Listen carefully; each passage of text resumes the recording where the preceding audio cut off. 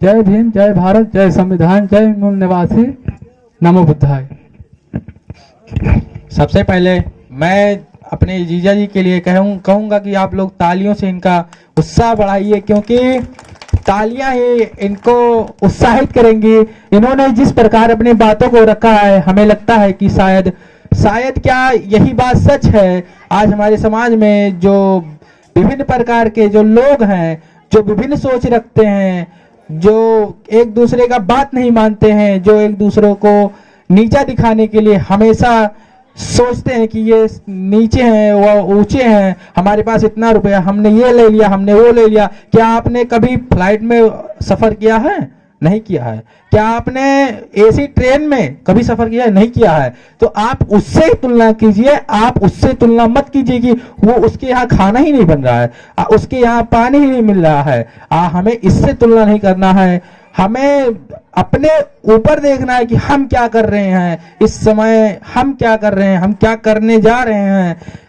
कोई भी निर्णय हो तो हमें अपने से बड़ों से सोच समझ कर लिया जाना चाहिए। और डॉक्टर हमारे जीजा जी कहे कि जो पूर्वज थे हमारे, उनके साथ बहुत अन्याय हुआ, ये बात सच है, हम भी मानते हैं। लेकिन जिसने उस अन्याय को रोका, हम उसकी बात नहीं मान रहे हैं। साथियों, हमें उसकी बात माननी चाहिए।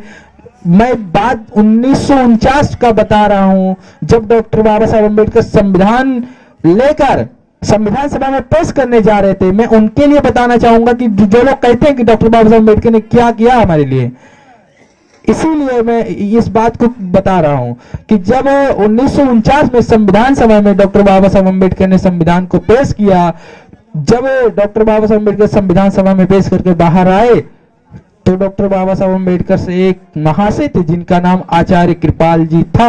उन्होंने कहा कि अरे अम्बेडकर, आज तुम इतने खुश क्यों हो रहे हो, आज तुम इतने खुश क्यों लग रहे हो? तो डॉक्टर बाबा साहब अम्बेडकर ने कहा कि आज से पहले राजा रानी के कोख से जन्म लेता था, लेकिन आज मैंने उस रानी का कोख का ऐसा ऑपरेशन किया है कि आज के बाद राजा रानी के कोख से नहीं, बल्कि ईवीएम और बैलेट पेपर से होगा। साथियों, हमें आपको राजा बनने का अधिकार डॉक्टर बाबा साहब अम्बेडकर ने दिया है। आज हम सभी शिक्षित हो जाएंगे। आज मैं ही हूं, चाहे आप हो, चाहे जो हो, जो अगर शिक्षा के सामने अपना सर झुका दिया, तो कल वो सर उठाकर इस जमाने में जाना जाएगा। साथियों, डॉक्टर बाबा साहब अम्बेडकर ने हमें जो मूल मंत्र दिया है, शिक्षित बनो, क्योंकि हमारे जितने भी महापुरुष हैं उन्होंने हमें शिक्षा का ही मार्ग दिया है। क्योंकि हम जब तक शिक्षित नहीं होंगे, जब तक संगठित नहीं होंगे, जब तक संघर्ष नहीं करेंगे, तब तक हमारा भला, हमारा उत्थान, हमारा वृद्धि, हमारा विकास कुछ नहीं होगा। साथियों, हमें इसीलिए आवश्यकता है शिक्षा की। और शिक्षा कहां से मिलेगी, ये हमें सोचना चाहिए। क्या आप सभी कभी एसपी, डीएम या कलेक्टर के बच्चे को सरकारी स्कूल में पढ़ते देखे हैं? नहीं देखे होंगे। हमारे बच्चे ही विद्यालय में, सरकारी विद्यालय में जाते हैं, और वहां पे जब जाते हैं तो उनके साथ भी भेदभाव होता है, लेकिन वो बच्चे बता नहीं पाते हैं। उनके साथ भी, अभी मैं गया था कुछ दिन पहले आपके यहाँ जीजा जी, वहां गए थे, वहां पे खाना बन रहा, तो मैं गया भाई उसी स्कूल, मतलब जहां पर हम गए थे न्योतागिरी में, तो वहीं पर हम गए उस विद्यालय में। सर जी से मिले तो सर जी पढ़ा रहे थे, तो सर जी इस प्रकार पढ़ा रहे थे, जैसे ये लाइन लिखा है कि he is a good boy,